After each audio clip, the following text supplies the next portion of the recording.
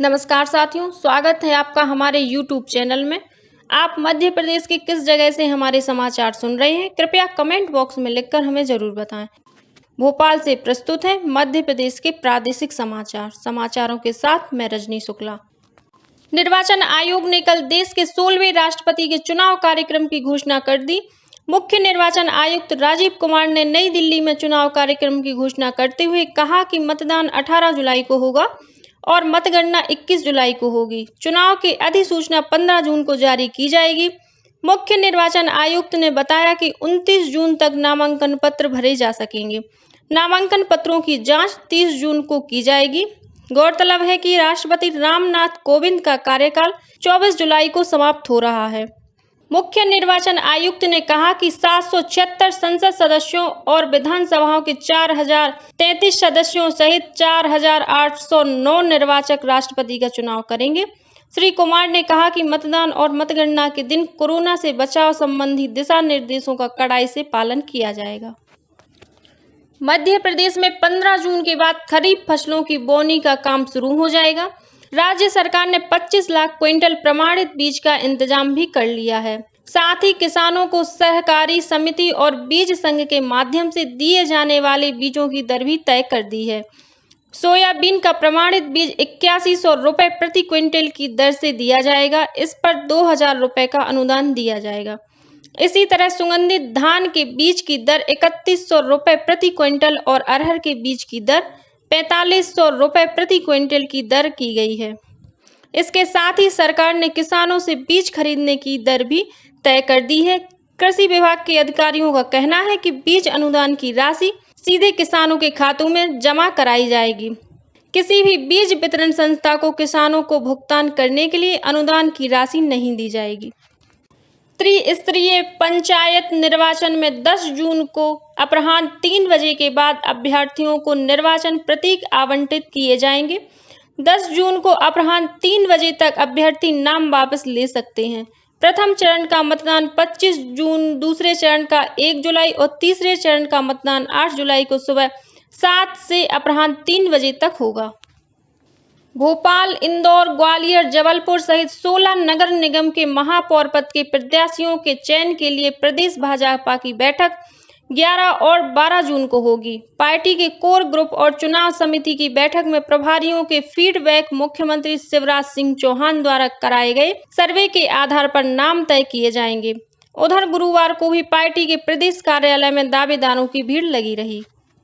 सागर जिले की बामोरा ग्राम पंचायत प्रदेश के नक्शे पर पहचानी जाएगी। कारण यहाँ के प्रदेश की सबसे कम उम्र की महिला सरपंच चुनी गई है। MBA की छात्रा वैष्णवी ठाकुर महज 22 साल में बामोरा से निर्विरोध सरपंच बनी है। इतना ही नहीं, महिला सशक्तिकरण की मिसाल भी यहाँ कायम हुई है। सरपंच के अलावा पंचायत के सभी 10 पंच के पदों पर भी महिलाएं ही निर्विरोध चुनी गई हैं। सागर जिले में पहले मोकलपुर, फिर चैनपुरा और अब बमोरा ग्राम पंचायतें आदर्श ग्राम पंचायतें बनने जा रही हैं। तीनों जगह निर्विरोध पंच सरपंच चुने गए हैं। सबसे अहम बात, तीनों ग्राम पंचायतों में 100% युवतियां व महिलाएं ही सरपंच और पंच बनी हैं। किसी भी पद पर एक के अलावा दूसरा नामांकन जमा नहीं किया गया। पन्ना टाइगर रिजर्व को आबाद करने वाला बाघ P111 नहीं रहा। गुरुवार सुबह संदिग्ध हालत में बाघ P111 का शव मिला है। पार्क प्रबंधन ने 12 वर्षीय बाघ की मौत की वजह बीमारी बताई है। पन्ना टाइगर रिजर्व में इस बाघ का जन्म बाघ पुनर्स्थापना योजना के तहत हुआ था, इसलिए हर वर्ष 16 अप्रैल को इसका जन्मदिन मनाया जाता था। मध्य प्रदेश के गेहूं को विदेश में पहचान दिलाने के लिए मुख्यमंत्री शिवराज सिंह चौहान ने निर्यात को प्रोत्साहन देने की जो नीति अपनाई थी, उसके परिणाम अब सामने आए हैं। अप्रैल 2022 में देश से कुल 14,72,423 टन गेहूं का निर्यात हुआ। इसमें मध्य प्रदेश ने सर्वाधिक 5,86,423 टन गेहूं निर्यात करके रिकॉर्ड बनाया है। पिछले साल मध्य प्रदेश से कुल निर्यात 2,08,000 टन हुआ था। निर्यात को बढ़ावा देने से किसानों को फायदा हुआ और उन्हें उपज की अधिक कीमत मिली। गेहूं के निर्यात में दूसरे स्थान पर 4,07,612 टन के साथ गुजरात रहा है। और अब पेश है मौसम का हाल। बंगाल की खाड़ी में मानसून की हलचल लगातार बनी हुई है। उधर बंगाल की खाड़ी में भी हवा के ऊपरी भाग में एक चक्रवात बन गया है। हवाओं का रुख भी दक्षिण पश्चिमी हो गया है। हवाओं के साथ नमी आने से मध्य प्रदेश में मानसून पूर्व की गतिविधियां शुरू हो गई हैं। इससे भीषण गर्मी से राहत मिलने की उम्मीद बढ़ गई है। मौसम वैज्ञानिकों के मुताबिक शुक्रवार को इंदौर, होशंगाबाद, जबलपुर, भोपाल संभागों के जिलों में गरज चमक के साथ बौछारें पड़ने की संभावना है। शनिवार से पूरे प्रदेश में मानसून पूर्व की गतिविधियों में तेजी आने की संभावना है। उधर गुरुवार को प्रदेश में सबसे अधिक 44.8 डिग्री सेल्सियस तापमान खजुराहो में दर्ज किया गया। दक्षिण पश्चिम मानसून के आगे बढ़ने के लिए परिस्थितियां अनुकूल होने लगी हैं। हवाओं के साथ नमी आने के कारण बादल छाने लगे हैं। इससे अधिकतम तापमान में गिरावट होने लगी है।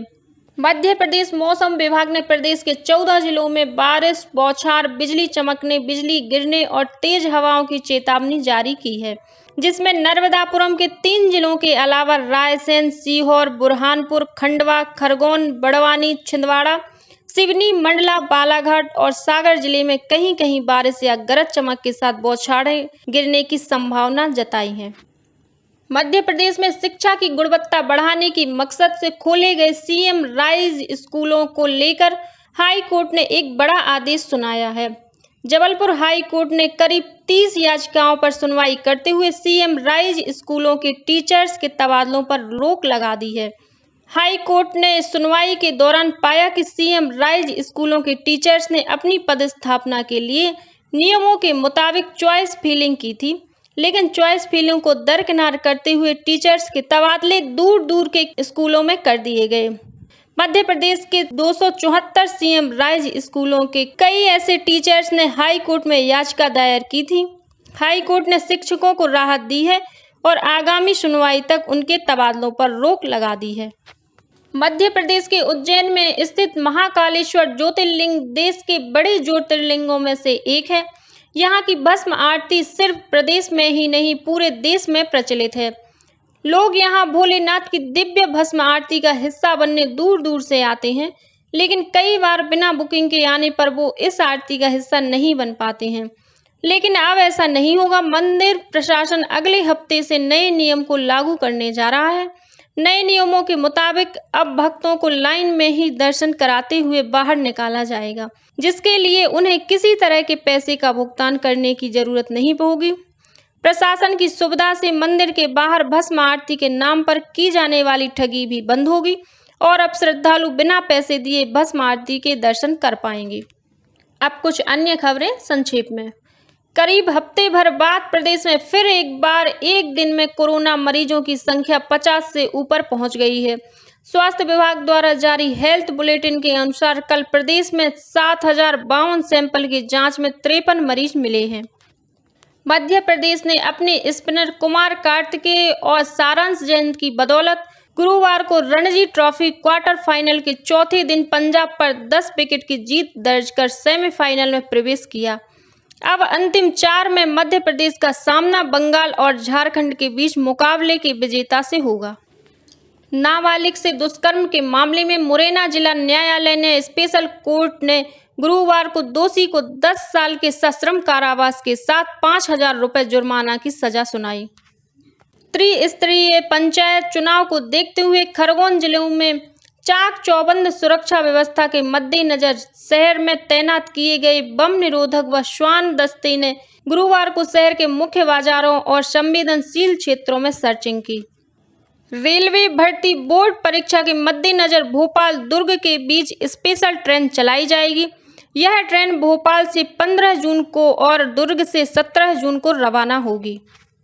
भिंड जिले के गोहद क्षेत्र के एंडोरी गांव में एक आरोपित को पकड़ने गए एंडोरी थाना प्रभारी व उनकी टीम पर आरोपित के स्वजनों ने हमला कर दिया और आरोपित को छुड़ा लिया।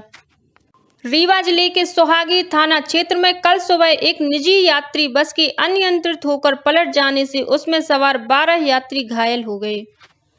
इंदौर में चोरल के जंगल में तेंदुए ने एक 6 साल की बच्ची पर हमला कर दिया। गंभीर रूप से घायल बच्ची की अस्पताल ले जाने से पहले मौत हो गई।